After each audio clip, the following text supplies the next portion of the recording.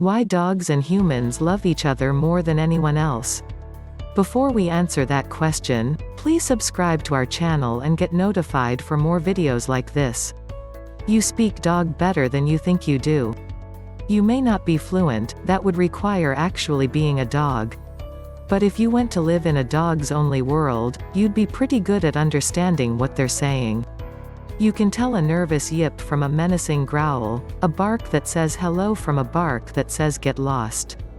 You can read the body language that says happy, that says sad, that says tired, that says scared, that says please, please, please play with me right now. Think that's not a big deal? Then answer this: what does a happy bird look like? A sad lion? You don't know, but dog talk you get. And as with your first human language, you didn't even have to try to learn it. You grew up in a world in which dogs are everywhere and simply came to understand them. With dogs, things are different. Our world and their world swirled together long ago like two different shades of paint.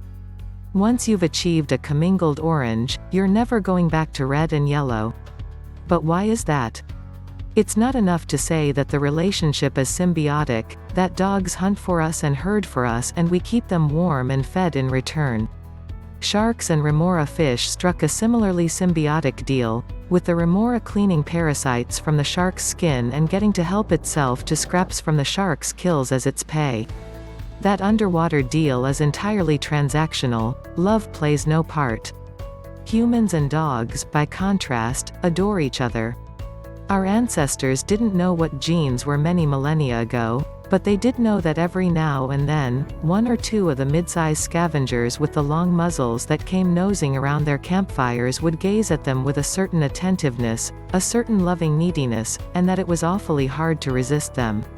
So they welcomed those few in from the cold and eventually came to call them dogs, while the animals close kin that didn't pull the good genes, the ones we would come to call wolves or jackals or coyotes or dingoes, would be left to make their way in the state of nature in which they were born.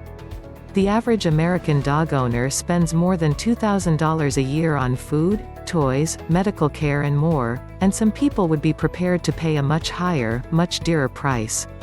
When Hurricane Katrina struck New Orleans in 2005, so many people refused to evacuate without their dogs that Congress passed a law requiring disaster preparedness plans to make accommodations for pets.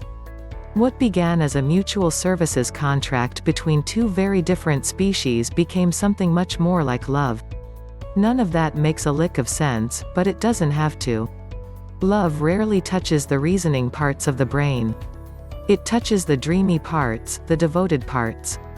It touches the parts we sometimes call the heart. For many thousands of years, it's there that our dogs have lived. Share this to your family and friends.